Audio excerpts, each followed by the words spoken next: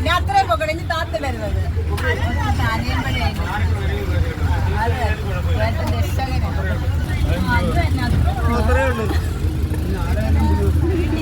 നമസ്കാരം.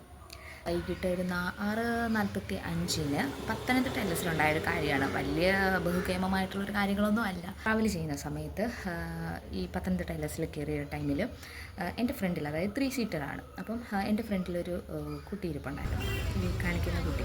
അപ്പം ഞാൻ ഫേസ് റിവീൽ ചെയ്യുന്നില്ല, ഞാൻ എടുത്തിട്ടുമില്ല, കാര്യം അതിൻ്റെ ആവശ്യം എനിക്കില്ല.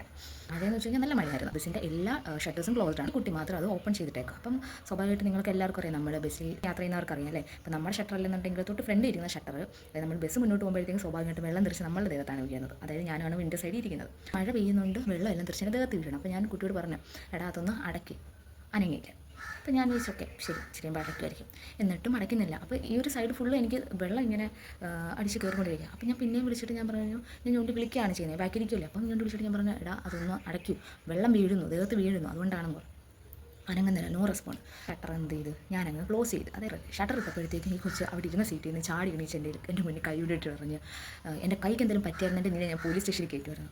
ഞാൻ പറഞ്ഞു, പോലീസ് സ്റ്റേഷനൊക്കെ അവിടെ നിൽക്കട്ടെ, ഞാൻ തൻ്റെ കൈക്ക് ഞാനൊന്നും ചെയ്തിട്ടുമില്ല, ഞാൻ കണ്ടിട്ടാണ് കുട്ടി കൈ താത്ത് വെച്ച് കാണും, അതുകൊണ്ടാണ് ഞാൻ ഷട്ടർ താത്തിട്ട്. ഞാൻ പറഞ്ഞു, ഓൾറെഡി തന്നോട് ഞാൻ പറഞ്ഞു ആ ഷട്ടർ താത്തിട്ട് വെള്ളം വീഴുന്നുണ്ട് എന്ന് ഞാൻ എടുത്തെടുത്ത് ഞാൻ പറഞ്ഞതാണ്, എനിക്ക് നനഞ്ഞിരുന്ന് പോകാൻ പറ്റില്ല, അതുകൊണ്ടാണ് ഞാൻ താത്തിട്ടത്.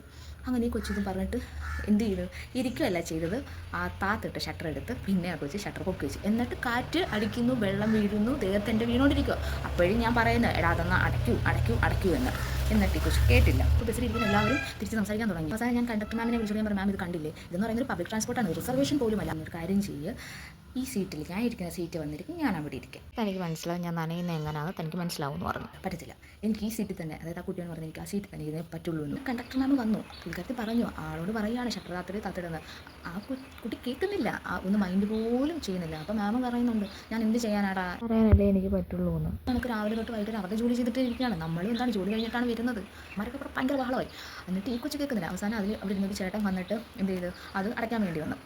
അടയ്ക്കാൻ വന്നിട്ട് ഞങ്ങളുടെ ഇരിക്കുന്ന സീറ്റിലാണ്. അപ്പം എൻ്റെ ലെഫ്റ്റ് സൈഡിലായിട്ട് ഒരു കൊച്ചും ഒരു ചേച്ചി ഉണ്ടായിരുന്നു. അപ്പോൾ അപ്പം ചേച്ചിക്ക് മനസ്സിലായി ഞാൻ നല്ല രീതിയിൽ നല്ലത്. അപ്പോൾ ചേച്ചിയും പ്രതികരിക്കാൻ തുടങ്ങി. ചേച്ചി അത് നല്ലത് പറയുന്നുണ്ട്, അടയ്ക്ക് അങ്ങനെയാണ് ഇങ്ങനെയാണെന്ന് പറഞ്ഞ് ചേച്ചി പറയുന്നുണ്ട്. അവസാനം ആ ഒരു ചേട്ടൻ വന്നിട്ട് എന്തോ ചെയ്തു, അങ്ങോട്ട് സീറ്റിലോട്ട് കയറാൻ വന്നപ്പോഴത്തേക്കും പുള്ളിക്കാർ പറഞ്ഞു, പറ്റത്തില്ല, കയറാൻ പറ്റത്തില്ല എന്ന് പറഞ്ഞത്, ഇത് സ്ത്രീയുടെ സീറ്റാണെന്ന് പറഞ്ഞിട്ട് എന്ന് പറഞ്ഞു. അപ്പോൾ ഞങ്ങളിരുന്ന സീറ്റിനകത്തും ചേട്ടൻ എന്ത് ചെയ്തു, ആ ഷട്ടർ അടയ്ക്കാൻ നോക്കിയിട്ട് പറ്റുന്നില്ല. അപ്പോൾ ആ കുട്ടി പറഞ്ഞാൽ എനിക്ക് ശ്വാസം മുട്ടല്ല, പറ്റത്തില്ലെന്ന് പറഞ്ഞത്. അപ്പോൾ എനിക്കറിയാൻ വയ്യാത്തൊരു കാര്യം, ഈ തെറ്റായിരിക്കാം, അങ്ങനെയാണെന്നുണ്ടെങ്കിൽ ക്ഷമിക്കുക. ഈ ശ്വാസം മുട്ടലൊക്കെ ഉള്ള ആളുകൾക്ക് തണുപ്പ്, മഞ്ഞ്, മഴ അതൊക്കെ കുറച്ച് ബുദ്ധിമുട്ടുള്ളതാണ് എന്ന് എനിക്കറിയാം.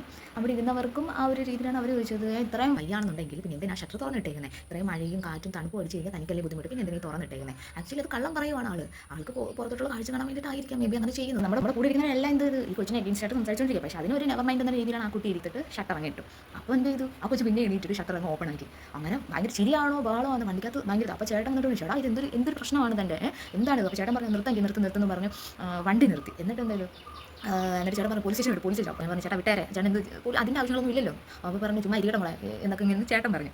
അങ്ങനെ വണ്ടി എടുത്ത് പോയിക്കൊണ്ടിരിക്കും. ഈ ഷട്ടർ പൊക്കിക്കുമ്പോഴാണല്ലേ എൻ്റെ ദേഹത്ത് വീഴുന്നത്. അപ്പോൾ ഈ കൊച്ചിൻ്റെ ദേഹത്ത് വീഴുന്നത്, തൊട്ട് ഫ്രണ്ടിനകത്ത് ഷട്ടർ പൊക്കി വെച്ചാൽ അതിനകത്ത് വെള്ളം ഈ കുട്ടീൻ്റെ ദേഹത്ത് വീഴും. അപ്പോൾ ചേട്ടൻ ചെന്ന് ഷട്ടർ പൊക്കാൻ എടുത്ത് പറഞ്ഞത് ഒരുമാതിരി മറ്റേ പരിപാടി കാണിക്കരുത് എന്നുള്ള രീതിയിൽ സംസാരിച്ചു. അപ്പം ചേട്ടൻ നമുക്ക് വേണ്ടിയിട്ടാണ് സംസാരിക്കാൻ വന്നത്. ഞാനും എന്ത് ചെയ്തു, ചേട്ടന് വേണ്ടിയിട്ട് സംസാരിച്ചു. ചേട്ടൻ എന്ത് ചെയ്തു, തൊട്ട് ഫ്രണ്ടിലത്തെ ഷട്ടർ എന്ത് ചെയ്തു, പൊക്കി വയ്ക്കാൻ വേണ്ടി ചെന്നു. അപ്പോൾ ചേട്ടനെ കുട്ടി പറഞ്ഞു, അപ്പം അയാൾക്ക് നനയരുത്, ബാക്കിയുള്ളവൻ നനയുന്നതിനും യാതൊരുവിധ കുഴപ്പവുമില്ല, അയാൾക്ക് സുഖമായി പോകണം. തൊട്ട് ഫ്രണ്ടിലത്തെ ഷട്ടർ എന്ത് ചെയ്ത് ഓപ്പൺ ചെയ്ത് വെച്ച് ആ ചേട്ടനും കൂടെ അത് ഓപ്പൺ ആക്കി വെച്ചപ്പോഴത്തേക്കും അതിൻ്റെ ദേഹത്ത് വെള്ളം വീണാൻ.